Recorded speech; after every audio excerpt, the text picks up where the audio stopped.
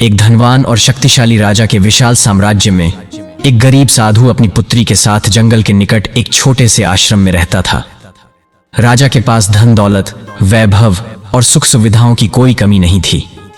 उसका महल सोने चांदी से सजा था और उसकी सेना इतनी विशाल थी कि पड़ोसी राज्य उसका नाम सुनकर ही कांपते थे। फिर भी राजा के मन में एक अजीब सी खालीपन था। वह अपने वैभव के बावजूद सच्ची शांति और संतुष्टि से वंचित था। दूसरी ओर साधु और उसकी पुत्री माया सादगी भरे जीवन में संतोष के साथ रहते थे। माया के पास एक अद्भुत और गुप्त शक्ति थी।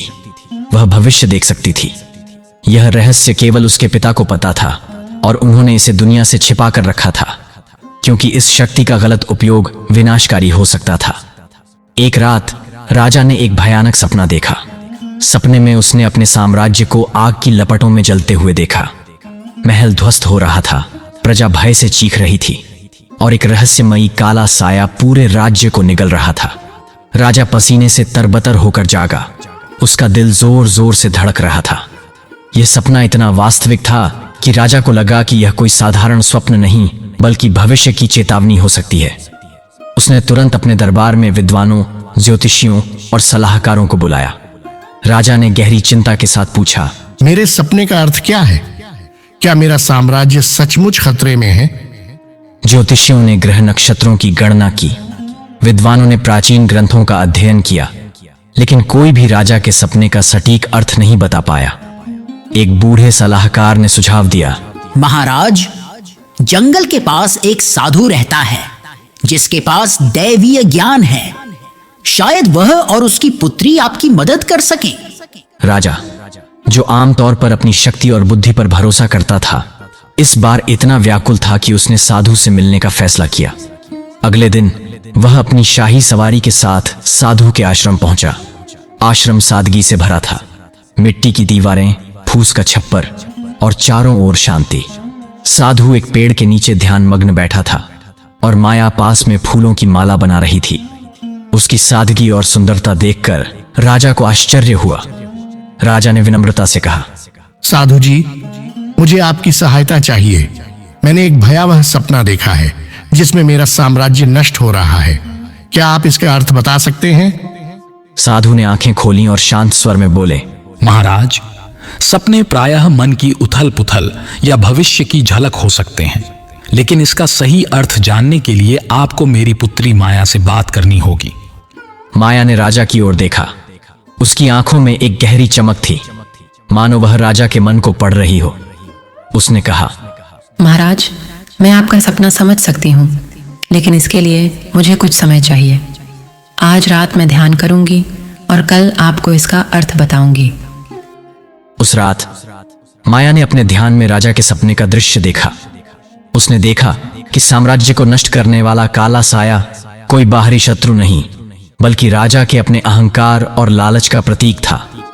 उसने यह भी देखा कि यदि राजा ने अपनी शक्ति का दुरुपयोग किया तो एक भयानक युद्ध छिड़ेगा जिसमें साम्राज्य तबाह हो जाएगा।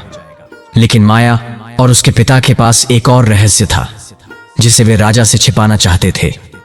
माया की शक्ति का स्रोत एक प्राचीन मंत्र था जो एक रहस्यमयी गुफा में छिपा था। यदि यह मंत्र गलत हाथों में पड़ गया तो यह न केवल साम्राज्य बल्कि पूरी दुनिया के लिए खतरा बन सकता था।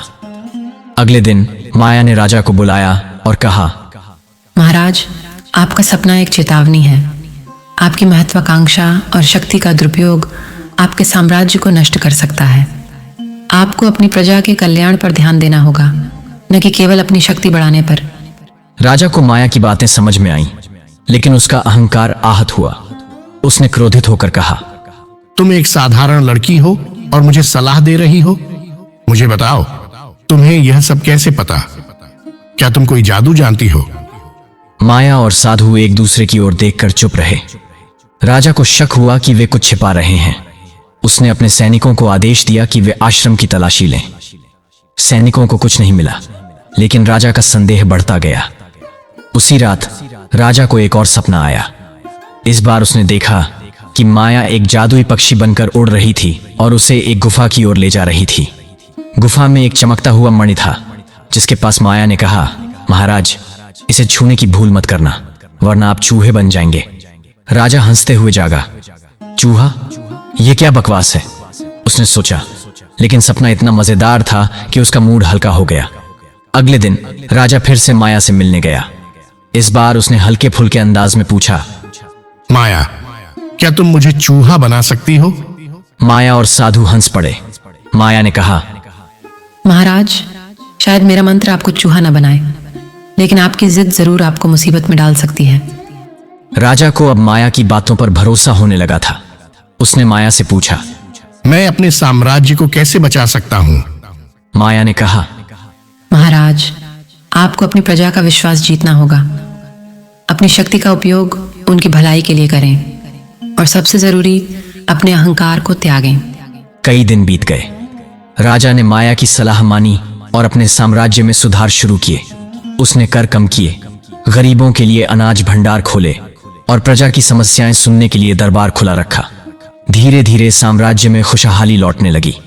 लेकिन राजा का मन अभी भी उस रहस्य को जानने के लिए उत्सुक था जो माया और साधु छिपा रहे थे। एक दिन राजा ने साधु से अकेले में बात की। साधु जी, मैं आप पर भरोसा करता हूं, लेकिन मुझे सच बताइए, माया की शक्ति का रहस्य क्या है? साधु ने गहरी सांस ली और कहा, महाराज, माया की शक्ति एक प्राचीन मंत्र से आती है जो एक गुफा में छिपा है।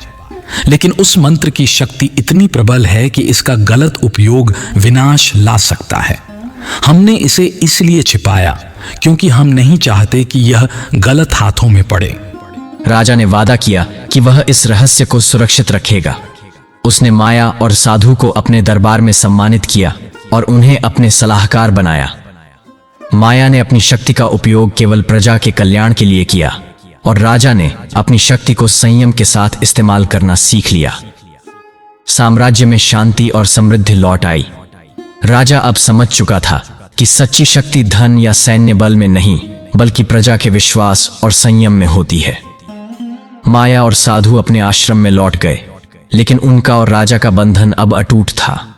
और हां, राजा ने कभी उस गुफा की तलाश नहीं की, क्योंकि उसे डर था कि कहीं वह सचमुच चूहा न बन जाए।